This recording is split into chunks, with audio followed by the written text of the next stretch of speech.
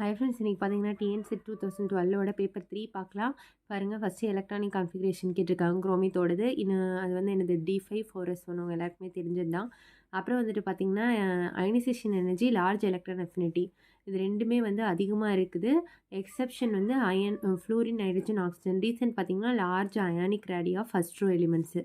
அப்புறம் வந்து விஎஸ்சிஏ பேர் கேட்டிருக்காங்க. XCF6ஓட மாலிகுலர் ஷேப் என்னென்ன, டிஸ்டார்டட் ஆக்டார்டட். அதுக்கடுத்து இதில் ஆங்கிள் கேட்டிருக்காங்க. எல்லாத்துக்கும் விஎஸ்சி பேர் ரொம்ப முக்கியம், அது வந்து நீங்கள் பார்த்துக்கோங்க.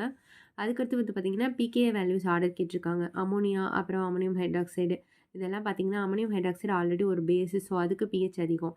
நீங்கள் OH மைனஸ் இருக்கனால இந்த இடத்துல வந்து CH3 வந்து +A குரூப்பு, NH2 அது இருந்துச்சுன்னா பிஹெச் அமோனியாவுக்கு வந்து அமீனுக்கு வந்து கம்மியாகும். அதனால் இது வந்து 3.36. அதுக்கடுத்து காம்படிட்டிவ் என்விரான்மெண்ட்டாக F மைனஸா H மைனஸா டைபோரன் கூட எது ரியாக்ட் ஆகும்?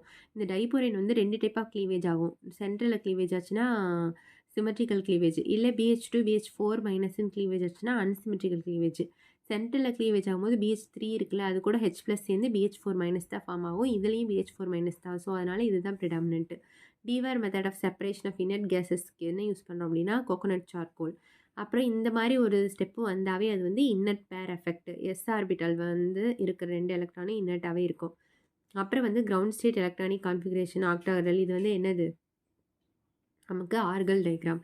ஸோ ஆர்கல் டயக்ராம் வந்து கண்டிப்பாக இந்த இதை வந்து நீங்கள் ஃபோட்டோ எடுத்து வச்சுக்கோங்க, ஸ்க்ரீன்ஷாட் எடுத்துகிட்டு இது வந்து படிச்சுக்கோங்க. D3 ஆக்டாகரல், அதுக்கப்புறம் D9 D4 எல்லாத்துக்குமே இதில் இருக்குது. D0 D5 D10 வந்து 0.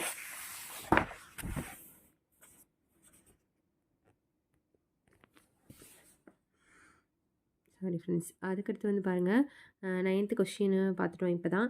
அதுக்கடுத்து வந்து Cl குளோரின் இருக்குது. பேசிக் மீடியத்தில் ரேட் கான்ஸ்டன்ட் ஃபார் ஹைட்ராலிசிஸ் பேசிக் மீடியத்தில் வந்து மில்லியம் டைம்ஸ் ஃபாஸ்டராக இருக்குது அசிட்டிக் மீடியத்தை விட. அவங்களே பேசிக் மீடியம் கொடுத்துட்டாங்க. So proton abstraction by OH minus தான் இதுக்கு கரெக்ட் ஆன்சர். லாந்தனைடு வந்து வாட்டரில் போடும்போது அது வந்து ஹைட்ரஜன் ரிலீஸ் பண்ணும்.